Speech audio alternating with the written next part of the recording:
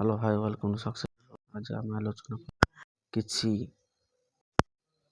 एमएससीक्यू question math तुमर important question जहाँ तुम परीक्षा प्रैक्टिस करिवो प्रैक्टिस करले जहाँ कि तुम परीक्षा मु एफर्ट से क्वेश्चन हम डिस्कस करिवा बुझले पिला माने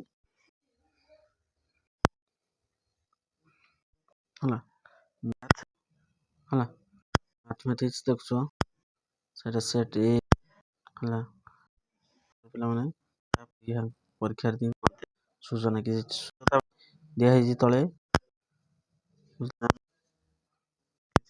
दिया जाए तुम सब वस्तु के पढ़ कौन को क्वेश्चन टी पेपर बोल कि कोड फाटी जाइतिबो ये तुम ताको बोले माने जानलो तो हम तापर क्वेश्चन ऊपर तमरो ସେଇଟା ଆସିପାରେ ଭଳିଆ ବି ଆସିପାରେ ମାନେ ଯାହାକି ଗଣିତର କଣ କିଛି ପ୍ରଶ୍ନ କରି ଦେଇପାରେ କିଛି ବି ସମ୍ଭବ ନୁହେଁ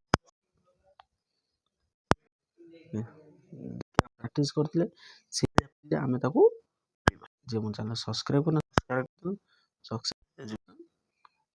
subscribe and like and comment आज आलोचना किछि एम6 सेटे हला जे एक घंटा 15 50 जरा पूर्ण संख्या हाउ मते ना 22/7 हला जोडी मूल एठी हमें 22/7 बुझले पिला माने देखो यही विभाग 50 प्रश्न जाइछि प्रत्येक प्रश्न विकल्प दिया जाइछि से मते ठीक उत्तरटी बाछि ओ एम आर उत्तर फर्दर संपूर्णटी कला कर बोलो उत्तरटी कला करी जहा कि चारोटी ऑप्शन रो गोटी ऑप्शन चारोटी करी ताले दुईटी कले भूल जे कोनसी गोटी पर जोटा सठिक तार ऊपर गोल राउंड करिवो ब्लैक प्रश्न केवल एक मार्क बुझले हम एक नंबर आलोचना ऑल क्वेश्चन आंसर बोलो इमे रो केउ मान पाई समीकरण द्वय समान अनन्य हबो 4x - 5y बोले में 2x - 3y = 12 एमा केउ मान एमरो केउ मान ये देखो क्वेश्चन आंसर करछि तुम देखो तब second question x - y = 0 √5x + √y = 0 x रो मान मूल्य केते देखो आंसर बाहर राइट चिन्ह मार दै छी ए x² प्लस 4 1 0 समीकरण मूल द्वय समस्त द्वयर गुण समान हेले ए रो मान केते 3/4 x केते ना 3/4 जो चारटा ऑप्शन तो ऑप्शन गोल बोले जहा के तमरो आंसर नेक्स्ट निम्नस्त समीकरण विजोद ओ असमान देखो ता भितरु मु कह दो एक आंसर 2√3x² प्लस x - √3 = 0 असत वास्तव तब हम आलोचना रे चारिटा ऑप्शन मु तुमको ही दउची परीक्षा रे क्वेश्चन आसीबो एटा भी आसीबो संभव न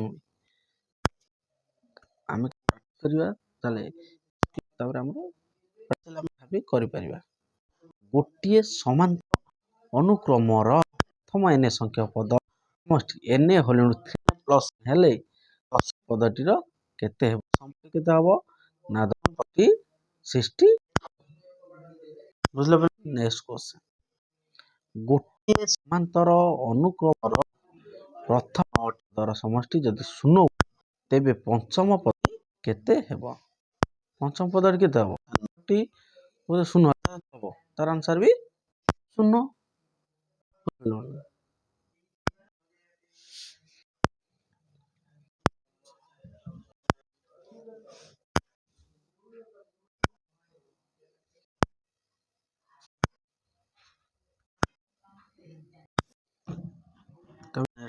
बुझले पिला माने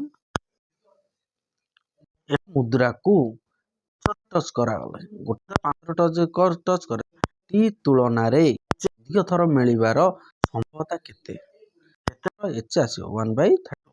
ନେକ୍ସଟ କ୍ୱେଶ୍ଚନ, ଦୁଇଟି ଗୋଟିକୁ ଏକାଥରକେ ଗଢ଼ାଇଲେ ଗୋଟିଏରେ ଏକ ଯୁଗ୍ମ ସଂଖ୍ୟା ଅନ୍ୟଟିରେ 3 ଗୁଣିତ ଆସିବାର ସମ୍ଭାବ୍ୟତା କେତେ? 1/6। ଦତ୍ତ ଚିତ୍ରରେ BC ଉପରିସ୍ଥ D ଏକ ବିନ୍ଦୁ measurement ADC BD into CD।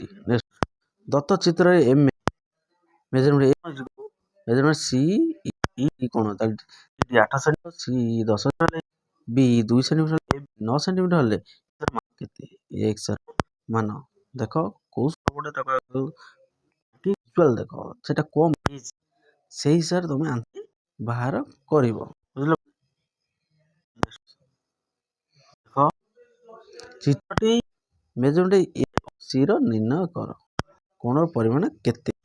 କୋଣ ପରିମାଣ 106 ଡିଗ୍ରୀ। ନେକ୍ସଟ କ୍ୱେଶ୍ଚନ ହେଲା, ଗୋଟେ ବୃତ୍ତ A B O C ଦ୍ୱୟ ପରସ୍ପର P ବିନ୍ଦୁରେ ଯଦି ଛେଦ କରନ୍ତି AP ଯୋଉ 2 ସେଣ୍ଟିମିଟର AB PD ହେଲେ CP ଆଗେ ଉପରେ ଚିତ୍ରଟି ସେଇଟା ତମେ ବାହାରି ଆସୁତ ଚିତ୍ରରେ PQB ର ନିର୍ଣ୍ଣୟ କର।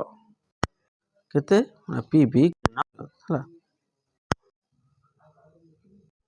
ନେକ୍ସଟ କ୍ୱେଶ୍ଚନ, ଏକ ବୃତ୍ତାନ୍ତ ଲିଖିତ ଚତୁର୍ଭୁଜ ଓ PQ ପ୍ରତି C ଏକ ସ୍ପର୍ଶ କଲେ ଯଦି B ବ୍ୟାସାର୍ଦ୍ଧ ହୁଏ ତାହେଲେ ମେଜରମେଣ୍ଟ DC 40 ଡିଗ୍ରୀ ହୁଏ, 60 ଡିଗ୍ରୀ ହୁଏ। ତାହେଲେ ଦେଇଛି ତାର ଭିତର ବାହାର କରିବା ସଠିକ ଆନ୍ସର ହଉନି। ଯୋଉ ଗୋଟେ ମୁଁ ଜଷ୍ଟ ବାହାରି କରିଦେଲି ତାକୁ ପ୍ରୋଭାଇଡ କରିଦଉଛି। ନେକ୍ସଟ କରିବା ନେକ୍ସଟ କ୍ୱେଶ୍ଚନଟା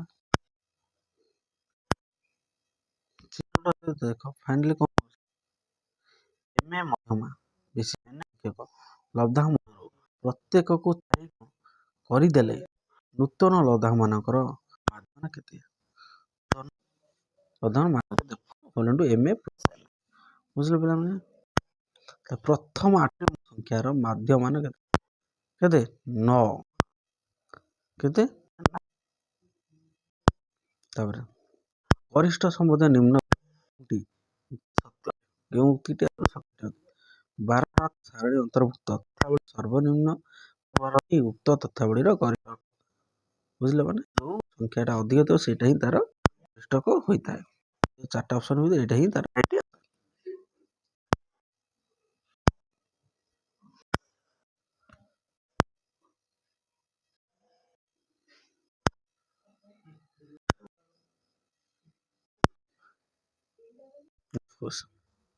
କୌଣସି ତଥ୍ୟାବଳୀର 35 30 ହେବ 30 ହେଲେ ତାହେଲେ ମଧ୍ୟମା କେତେ? 1/69। ତାପରେ ଦେଖ ତଥ୍ୟାବଳୀର ମାଧ୍ୟମରେ x ର ମୂଲ୍ୟ କେତେ? ଦେଖ ବାରମ୍ବାର ତାହେଲେ ଟେବୁଲ ରଖିଦବା x କମ ନେକ୍ସଟ କ୍ୱେଶ୍ଚନ ଦେଖ 5ଟି ସଂଖ୍ୟା 27 ମଧ୍ୟରୁ ଗୋଟେ ବାଦ ଦେଲେ ମାଧ୍ୟମ ବାଦ ପଡିଥିବା ହେଲା ସଂଖ୍ୟାଟି କେତେ? ନିମ୍ନଲିଖିତ ତଥ୍ୟ 30 ର ଲବ୍ଧାଙ୍କର ବାରମ୍ବାରତା ନିର୍ଣ୍ଣୟ କର। ଆର ବାରମ୍ବାରତା ନିର୍ଣ୍ଣୟ କରିବ କେତେ ନା 20।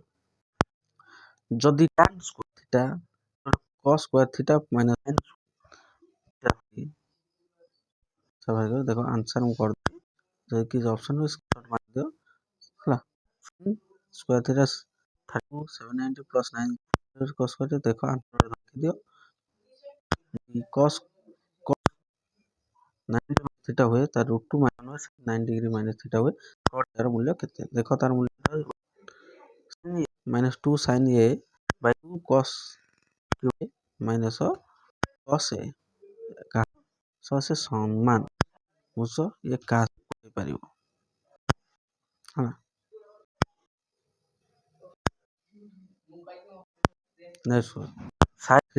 sin ଥିଟା 5 ହୁଏ tan ପ୍ଲସ sec ଥିଟାର ମାନ ହୋଲ ସ୍କୋୟାର ତଳେ ମୁଁ ଆନ୍ସର କରିଦେଇଛି ଦେଖିଦିଅ। ଗୋଟେ ଭୂମିର ଏଟା ପରିମିତ ହେଲା। ଭୂମି ସହ ଲମ୍ବ ବାସ ଏକ ଗଛର ଭାଙ୍ଗି ପଡ଼ିବାରୁ ଏହାର ଅଗ୍ରଭାଗ ମୂଳ 30 ସେଣ୍ଟିମିଟର ଭୂମି ସ୍ପର୍ଶ କଲେ ତାହେଲେ ଗଛର ଅଗ୍ରଭାଗ ମୂଳ 30 କୋଣ ଉଚ୍ଚତା କେତେ? ଦେଖ ପରିବେଶ ତ୍ରିକୋଣମିତି ପ୍ଲସ୍ ଯଦି 1 ହୁଏ ତାହେଲେ tan 1/√3 ହୁଏ ତାହେଲେ b କେତେ? ବୁଝିଲ b ର ମାନ ବାହାରି କରାଯିବ।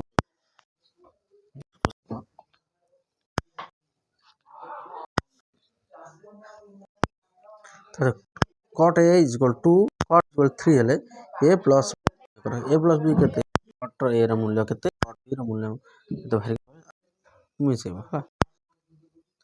p ସେ ବୃତ୍ତାନ୍ତ ଲିଖିତ tan p r ର ମାନ ନେକ୍ସଟ 30 ବର୍ଗ ସେଣ୍ଟିମିଟର ଆଧାର 5 ମିଲିମିଟର ହେଲେ ମୋଟେଇ ବିଶିଷ୍ଟ ହେଲା ବିଶିଷ୍ଟ ମୁଦ୍ରାକୁ ନେଇ ଏକ ସିଲିଣ୍ଡର ଆୟତନ ଦେଇଛି 32 ସେଣ୍ଟିମିଟର ବୁଝିଲ।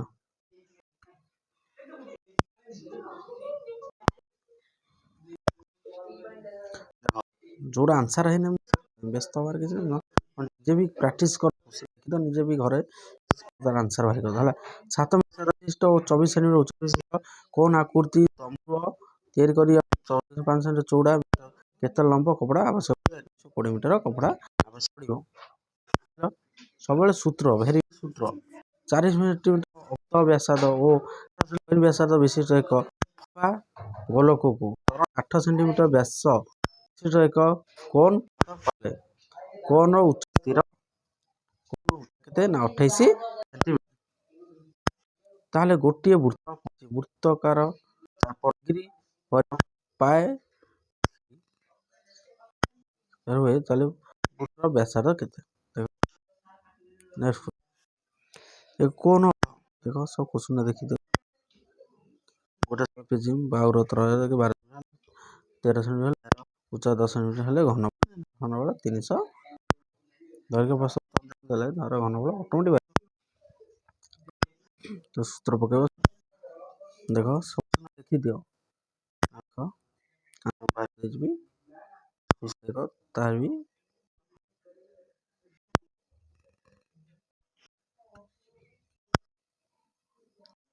ବୁଝ ଯେତେ କୋଶ୍ଚିନ୍ ଅଛି ଯାହାକି ତମେ ଏଇଟା କରିବ ଯେମିତି କେଉଁ ବିନ୍ଦୁ ହଁ ମଧ୍ୟବିନ୍ଦୁ ଠାରୁ ବୃହତ୍ତମ ହେଲା। ନେକ୍ସଟ କୋଶ୍ଚିନ୍ ଦେଖ -4 କରୁଥିବା 1:3 ର ଅନୁପାତ ଅନ୍ତର୍ଭୁକ୍ତ କରୁଥିବା ସ୍ଥାନାଙ୍କ କେତେ? କୋଶ୍ଚିନ୍ ଦେଖ ଶୂନ ସବୁ କୋଶ୍ଚିନ୍ ତମେ ଦେଖ ତମର ଆସିବ ସେଟା ତମେ ପରୀକ୍ଷା ପାଇଁ ତ ମୁଁ ଯଦି ତାହେଲେ ଆଉ କୋଶ୍ଚିନ୍ ପାଟର୍ନ ବି ଛାଡ଼ିବି ଫ୍ରି ବୋର୍ଡରେ ପଡ଼ିଥିଲା 50 କୋଶ୍ଚିନ୍ ଆନ୍ସର ମୁଁ ପ୍ରୋଭାଇଡ୍ କରିବି ତାକୁ ବି ଆଜି ମୋ ଚ୍ୟାନେଲ ସବସ୍କ୍ରାଇବ କରୁନୁ ୟୁଟ୍ୟୁବ ଚ୍ୟାନେଲ ଯାହାକି ମୋର ପରୀକ୍ଷାରେ ଆସିବ ବିଷୟରେ ମୁଁ କିଛି ଆଲୋଚନା ସେସବୁ କଲେ ମୋର ପାଠ କରେ ଆର ସର୍ଟ ହେଲା ଡିସ୍କସନ୍ ଲଙ୍ଗ କୋଶ୍ଚିନ୍ ଯାହାକି ସେ ଫ୍ରି ବୋର୍ଡରେ ଆସି ଯାହାକି ସେ ବୋର୍ଡରେ ଆସିବ ସେଇ କୋଶ୍ଚିନ୍ ଆମେ ଇଏ କରିବା ଦେଖ ଯୋଉଟା ଆନ୍ସର ପଢ଼ ମାରି ରଖ ବୁଝୁଛ ପିଲାମାନେ।